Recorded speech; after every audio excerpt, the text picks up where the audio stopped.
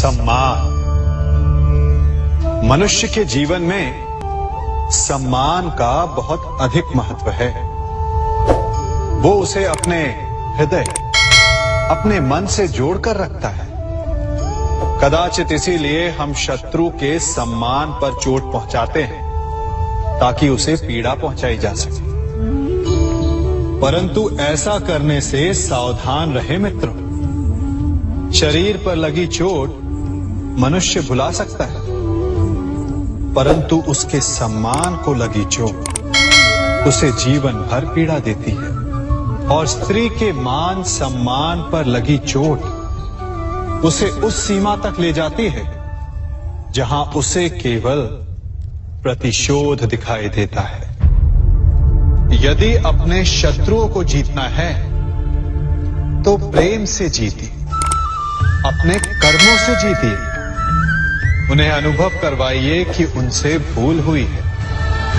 किसी के सम्मान को ऐसी चोट ना पहुंचाइए कि वो आपका नाश करने पर उतर आए। स्मरण रखिए, किसी का अपमान करके आपके हृदय को कदाचित थोड़ा संतोष आ जाए, परंतु उस अपमान से आप कई हृदयों को आघात पहुंचाते हैं और अपने लिए एक शत्रु और बढ़ा लेते हैं।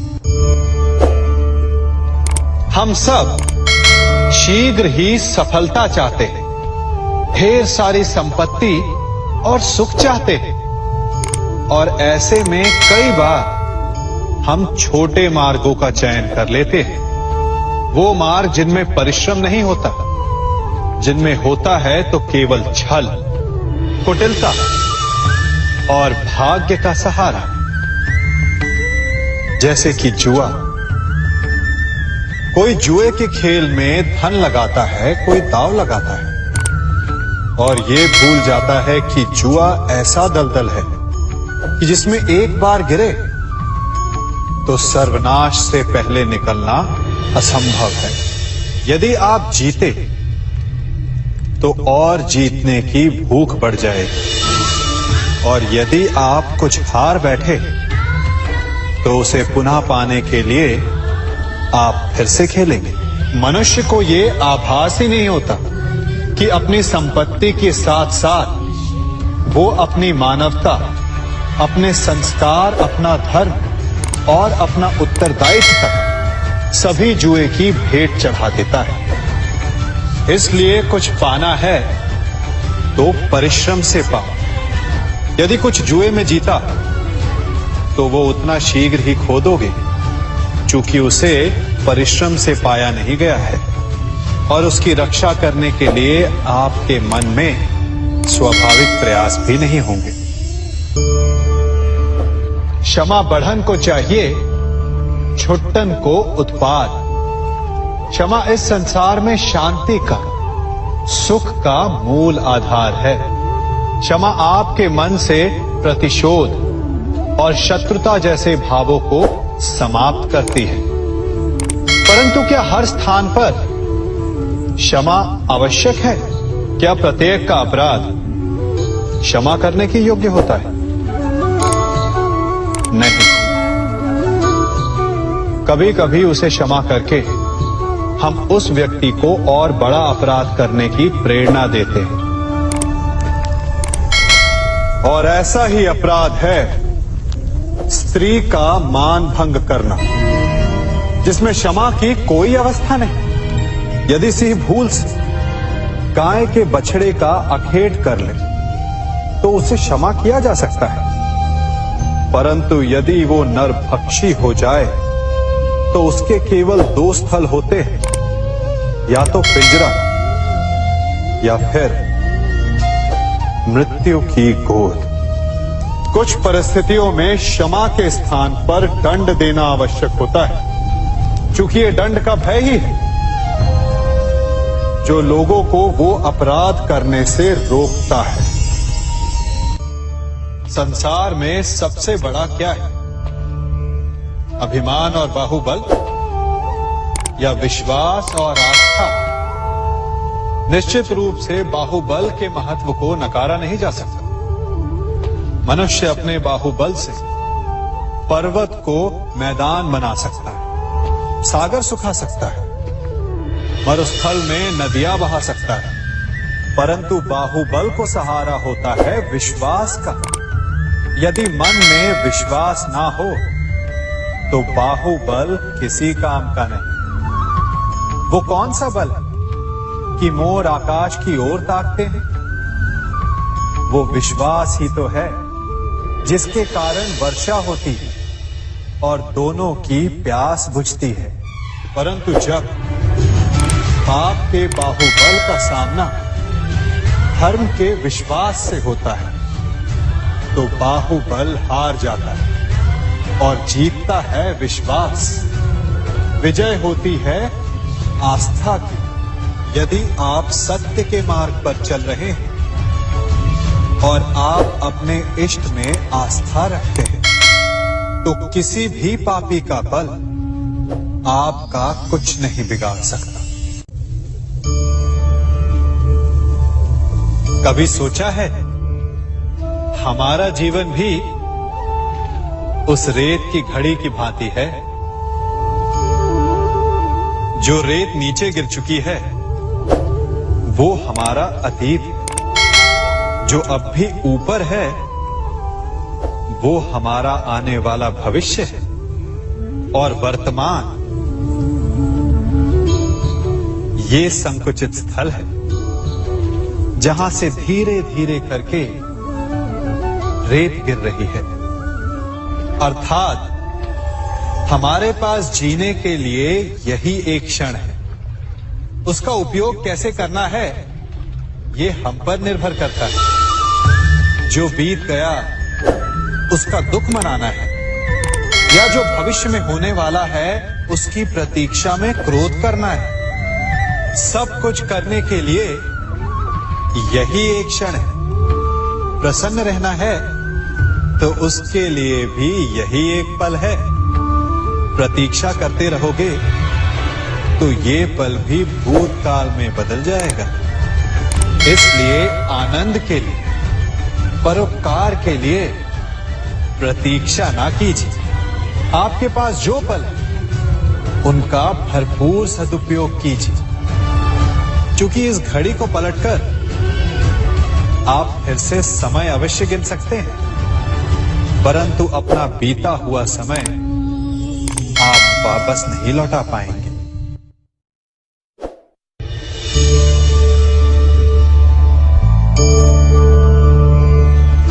मनुष्य के जीवन में संतान का बहुत महत्व है।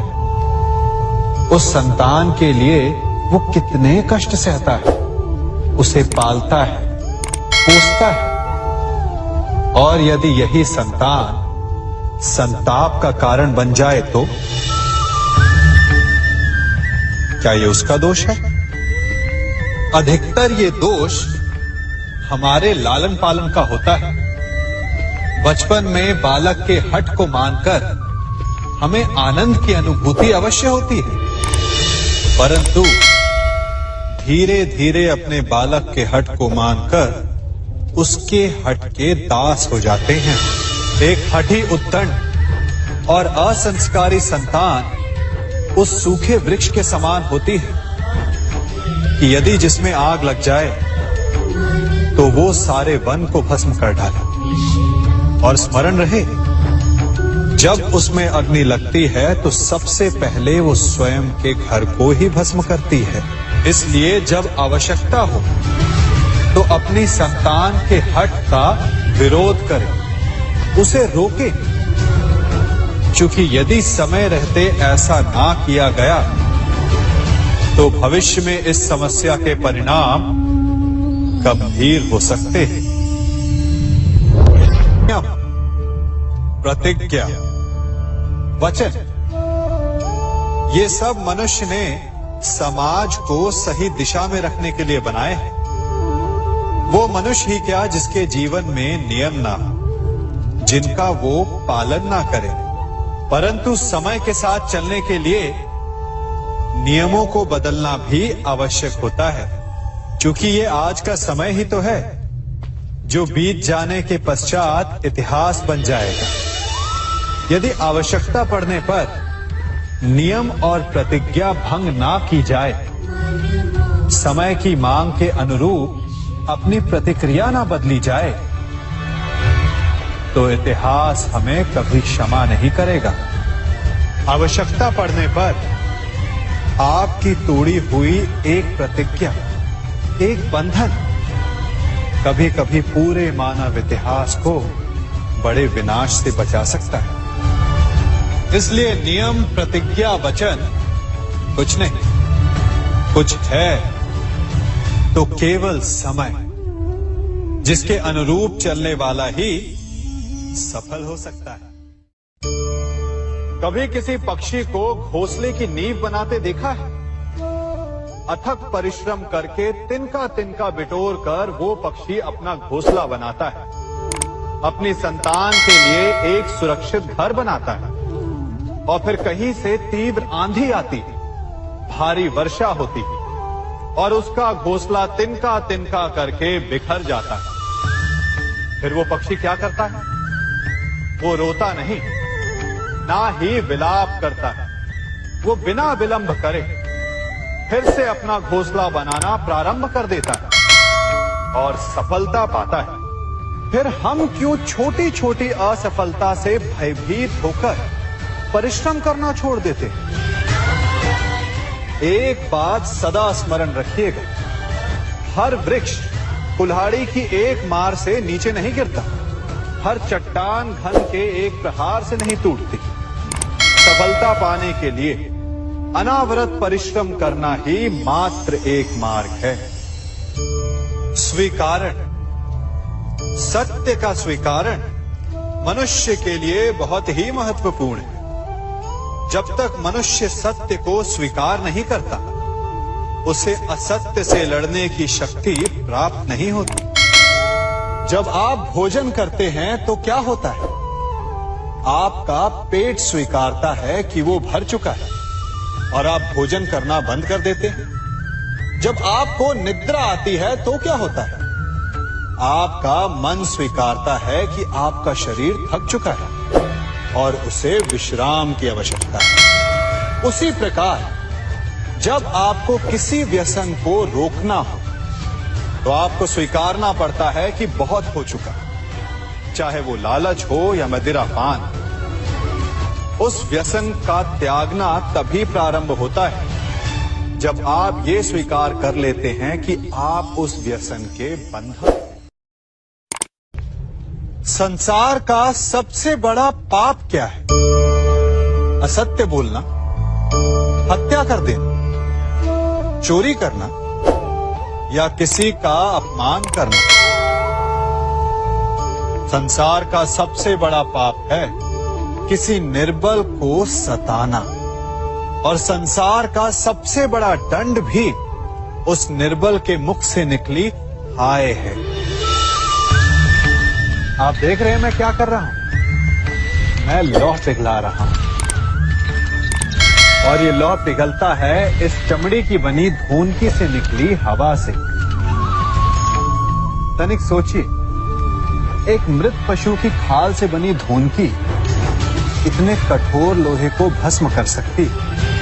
ठीक उसी प्रकार आप चाहे जितने भी शक्तिशाली क्यों ना हो, यदि आपने किसी निर्दोष, किसी निर्बल को सताया तो उसके मन से निकली हाय और उसका श्राप आपके जीवन को भस्म कर सकता है।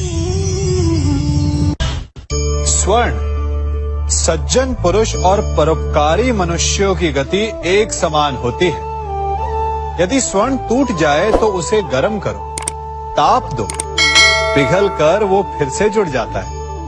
ठीक उसी प्रकार मतभेद होने के पश्चात भी एक सज्जन पुरुष और महान पुरुष फिर से मित्र बन जाते हैं।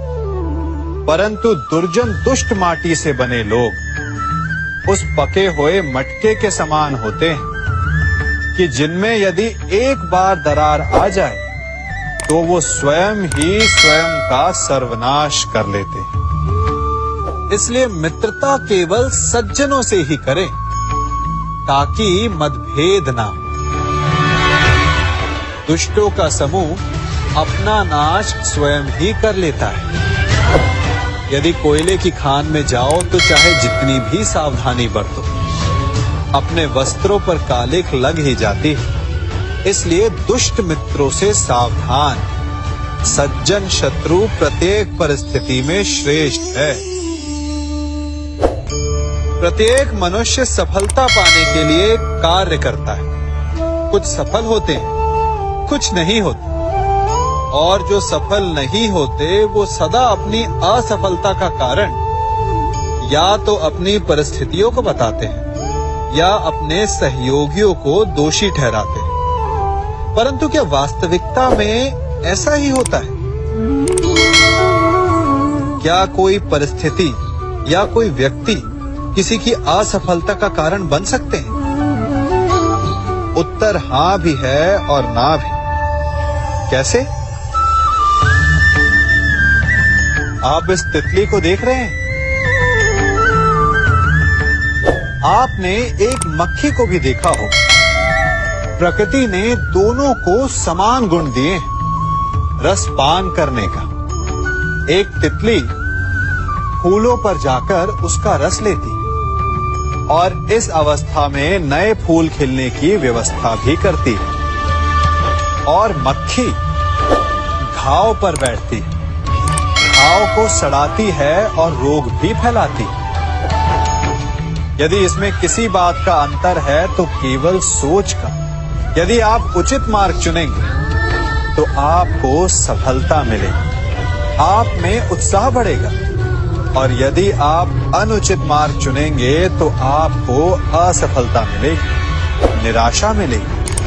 अब उचित मार्ग चुनना है या अनुचित मार्ग, ये निर्णय तो आप पर निर्भर करता है। मनुष्य सदा भला बुरा, खरा खोटा, सत्य असत्य की बातें करता है। सत्य को अच्छा मानता है और असत्य को बुरा। परंतु क्या आपने कभी ये सोचा है कि प्रत्येक वस्तु, प्रत्येक भाव का एक महत्व होता है? दोनों ही एक दूसरे के पूरक होते हैं। यदि काला रंग नहीं होगा तो क्या श्वेत रंग की आभा का अनुभव होगा?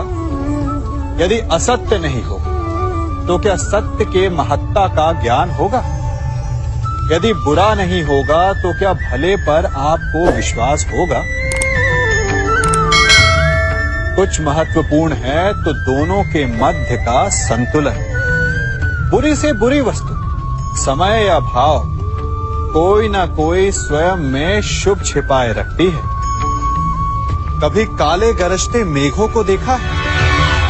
उसके किनारे भी एक स्वर्णिम आभा होती है। उसी प्रकार यदि आपके जीवन में बुरा समय आए तो आपको अपने सच्चे मित्रों की पहचान हो जाती है। तो बुरे समय में निराश ना हो, उसमें भी कुछ शुभ खोजने का प्रयास करें, और धीरे धीरे सब कुछ आपके जीवन में स्वतः शुभ हो जाएगा। संसार में सबसे महत्वपूर्ण क्या है? दृष्टि या दृष्टिकोण, समझ या सोच?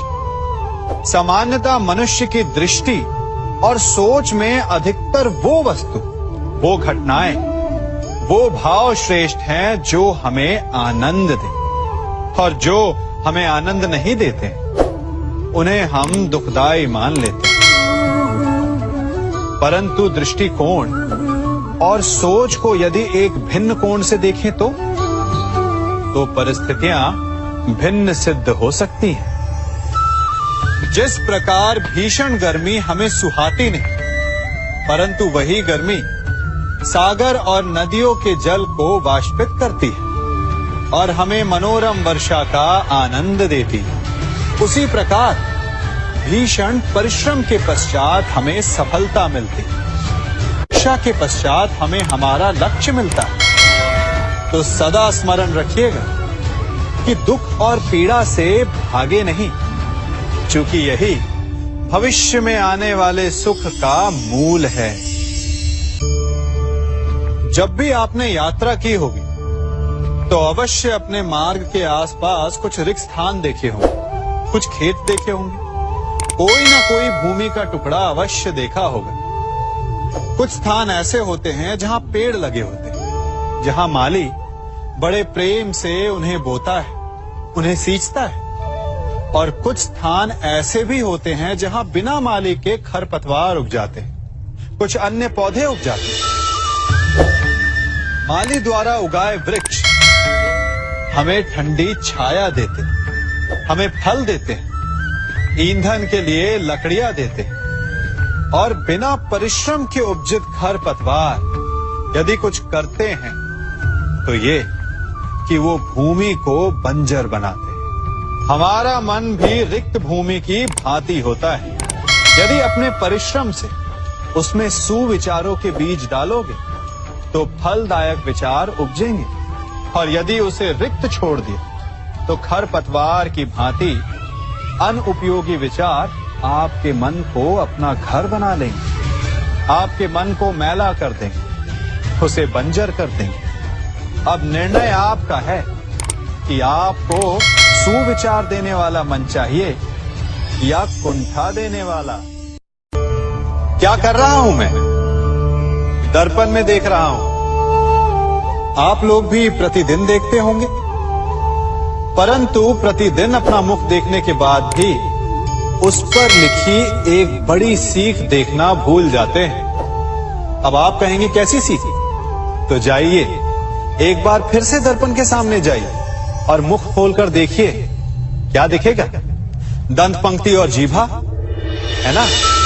अब विचार कीजिए, दंत जन्म के पश्चात आते, एक नहीं 2 बार आते, परंतु मृत्यु से पूर्व नष्ट हो जाते हैं। और जीभा जन्म पहले से होती है, परंतु मनुष्य के मृत्यु के पश्चात भी उसके अस्तित्व में रहती है ना आश्चर्य की बात? दंत कठोर होते हैं, जीभा कोमल, परंतु फिर भी दंत नष्ट हो जाते हैं, जीभा नहीं होती। यही रहस्य है कि हठी और कठोर लोग शीघ्र नष्ट होते हैं और कोमल लचीले आवश्यकता के अनुसार स्वयं में परिवर्तन ला सकने में सक्षम लोगों का ही अस्तित्व रहता है। अर्थात परिस्थितियों के अनुसार स्वयं को लचीला बनाना सीखिए और आपका जीवन सरल हो जाएगा।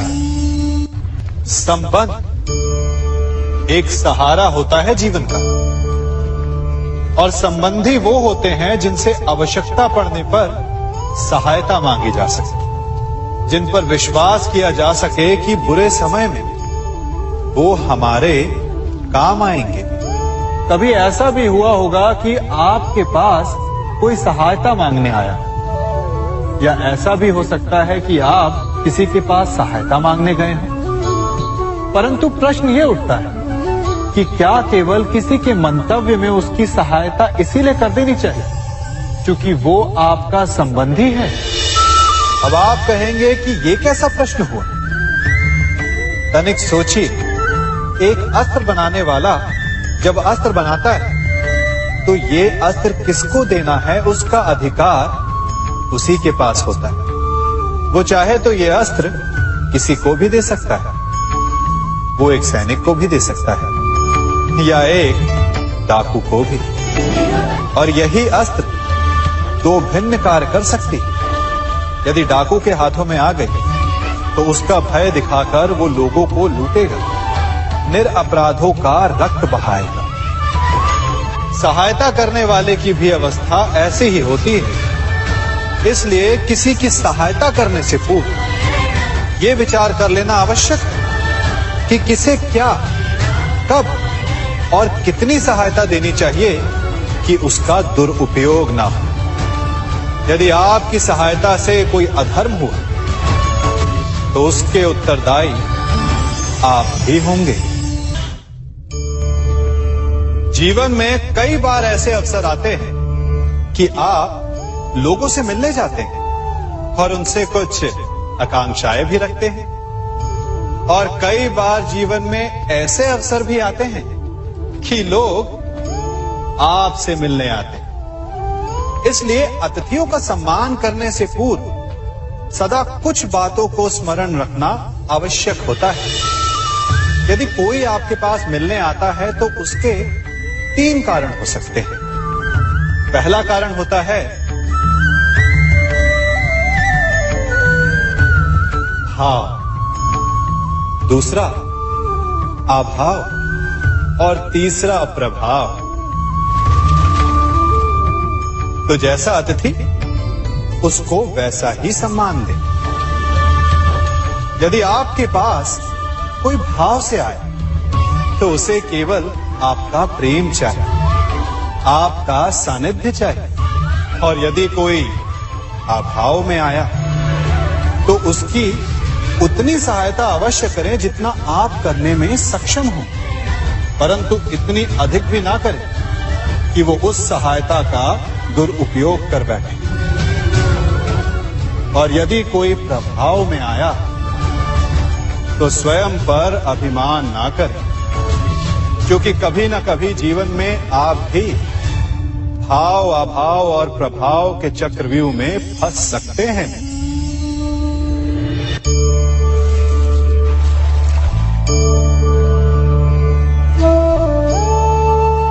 यदि जल को मुट्ठी में कसकर बांधें तो जल कैसे अपना मार्ग बनाकर निकल जाता है? इसी धारा की भांति यही अवस्था हमारे अपनों के साथ भी होती है।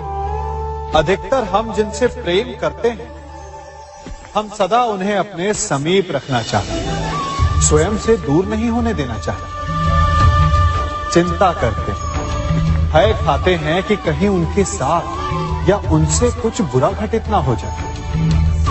और ऐसे में हमारे अपने ही हमसे दूर हो जाते हैं, ठीक मुट्ठी में बंधे जल की भांति। इसलिए जिनसे आप प्रेम करते हैं उन्हें स्वतंत्र कर दीजिए, उनकी सोच को स्वतंत्र बनने दीजिए, उन्हें अपने मार्ग स्वयं ढूंढने दीजिए, क्योंकि आप सदा उनके साथ उन्हें मार्ग दिखाने के लिए नहीं रहने वाले। इसलिए अपनों के साथ अवश्य रहें, परंतु उन्हें बांधे नहीं। जन्म के पश्चात बालक जब पहली बार अपने नेत्र खोलता है तो उसका मन उत्सुकता से भरा होता है कि ये संसार क्या है, उसे क्या दिख रहा है। ये उसके जीवन का नया आरंभ होता है। परंतु जैसे हम धीरे धीरे बड़े होने लगते हैं, अनुभव अर्जित करते हैं, हमारे मन की उत्सुकता, हमारे जीवन का चाव होने लगता है। तनिक सोचिए, जब हम सुबह सोकर जगते हैं, अपनी आंखें खोलते हैं, तो उसे ही हम अपने जीवन का प्रारंभ समझ ले तो सुबह से लेकर संध्या तक के समय को ही अपने जीवन जीने का समय समझ ले तो कितनी स्फूर्ति आ जाएगी। आप कितने काम कर पाएंगे, आप कितने लक्ष्य अर्जित कर पाएंगे। पलों से मिलकर घड़ी बनती, घड़ी से मिलकर प्रहर, प्रहर से मिलकर दिन बनते हैं और दिनों से माह और वर्ष। यदि आप अपना हर पल, हर प्रहर विश्वास से, हर दिन उत्साह से जिए तो आपका संपूर्ण जीवन सार्थक हो सकता है। मनुष्य अपना जीवन विश्वास पर जीता है, परंतु विश्वास किसका? तनिक सोचिए, किस पर विश्वास है आपको? महापुरुषों की कही बातों पर, ग्रंथों में लिखे ज्ञान पर, माता पिता की सीख पर, या मित्रों के दिए गए निर्देशों पर, या फिर मेरी कही बातों पर? ये सब विश्वास अपूर्ण है जब तक आपको स्वयं पर विश्वास ना हो। यदि विश्वास करना है तो पहले अविश्वास करने के विज्ञान को भी सीखना चाहिए। आप किसी की बातों पर विश्वास न करें, आप अपने मन से पूछें, अपनी अंतर आत्मा से प्रश्न करें, और जो उत्तर मिलेगा वही सबसे उचित होगा। जब आप अपने मन, अपनी अंतरात्मा पर विश्वास करना सीख जाएंगे तो नीति ज्ञान सब आपके भीतर से स्वतः उमड़ेगा। और यदि आप स्वयं पर ही विश्वास ना कर पाए तो धर्म ग्रंथों में लिखे श्लोक, महापुरुषों की वाणी, माता पिता की सीख या मित्रों का निर्देश कोई भी लाभ नहीं दे पाएगा। एक पिता होने के नाते आप अपनी संतान के लिए क्या करते हैं? उसके लिए बहुत सारी सुविधाएं जुटाते, बहुत सारा धन कमाते हैं, है ना? और क्या आपको ऐसा लगता है